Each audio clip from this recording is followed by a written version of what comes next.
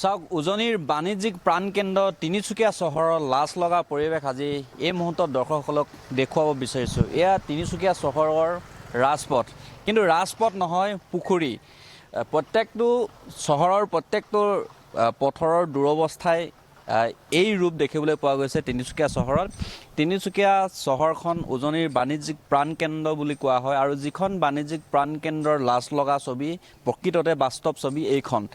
প্ৰত্যেকটো পথ উপপথৰ দুৰৱস্থা এতিয়া এয়া।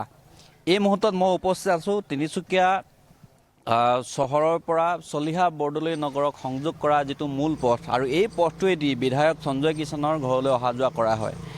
মাকম বিধানসভা সমষ্টিৰ বিধায়ক সঞ্জয় কিষাণৰ ঘৰলৈ অহা যোৱা কৰা এইটো পথ, আৰু এই পথটোৱে চলিহা বৰদলৈ নগৰক চহৰৰ পৰা সংযোগ কৰিছে।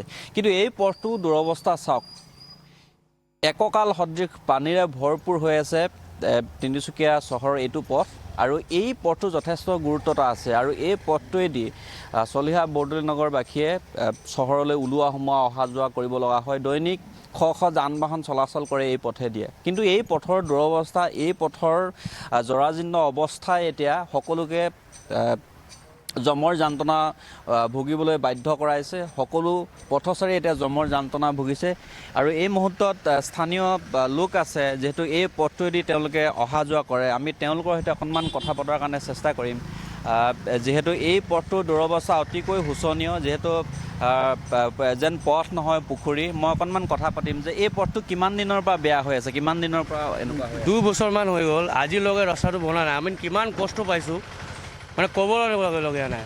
আমি ইমান কষ্ট পাইছোঁ। প্ৰশাসনৰ ওচৰত, বিধায়কৰ ওচৰত গৈছে, আপোনাক কমপ্লেইন কৰিলোঁ, আজিলৈকে একো ভাল হোৱা নাই ৰাস্তাখন। কিমানবাৰে কমপ্লেইন কৰিলোঁ, আমাৰ ইমান কষ্ট হৈছে, কোনোবোৰ চাৱা হোৱা নাই।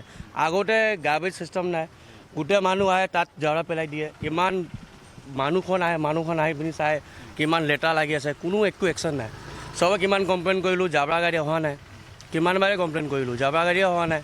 তাৰপিছত ৰাস্তা মোৰ নিজৰ JCB আছে, 4 দিনৰ আগত মই নিজৰ JCB দি নিজৰ পেট্ৰল ভৰাই মই বনাইছোঁ ৰাস্তাখন।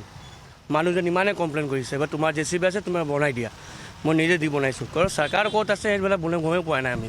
কিমান গাড়ী অহা যোৱা কৰে দিনটোত? আপুনি চাব পাৰিব, আপোনাৰ ওচৰত 10 মিনিটৰ আগতে কিমান গাড়ী আহিছে আপুনি চাব পাৰিব এবাৰ। কিন্তু আজিলৈকে একো একশ্যন লোৱা নাই কোনোবা। বিধায়কৰ, প্ৰশাসনৰ, চৰকাৰৰ কাৰো আহৰি নাই আপোনালোকৰ সমস্যা শুনিবলৈ।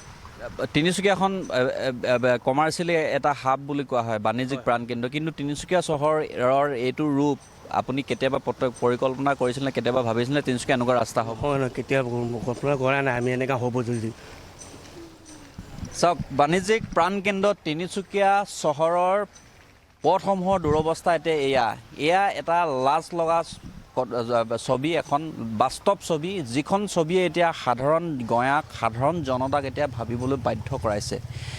বহু বাতৰি হ'ল তিনিচুকীয়া যিসমূহ পথ উপপথ আছে সেইসমূহত ND24ত বহু বাতৰি কৰা হ'ল, কিন্তু এই বাতৰিৰ পিছতো চৰকাৰ, প্ৰশাসন, বিধায়কৰ কাৰোৱে গা লৰাব পৰা নগ'ল, আৰু যাৰ ফলত এতিয়া এই সাধাৰণ জনতা এতিয়া ভুগিবলগীয়া হৈছে এই এনেকুৱা ধৰণৰ পুখুৰী সদৃশ পথেৰে যাতায়াত কৰি। তেওঁলোকৰ যান বাহন বিকল হৈছে, কাৰোবাৰ কোনোবা বেমাৰী ইয়াত সমস্যাত পৰিবলগীয়া হৈছে। গতিকে দৈনিক এনেকুৱা ধৰণৰ ঘটনা তিনিচুকীয়াৰ প্ৰত্যেকটো চহৰৰ প্ৰত্যেকটো পথ উপপথত এতিয়া এই দুৰৱস্থা দেখিবলৈ পোৱা গৈছে, আৰু এই দুৰৱস্থা এতিয়া সকলোকে চকু কপালত তুলিবলৈ বাধ্য কৰাইছে।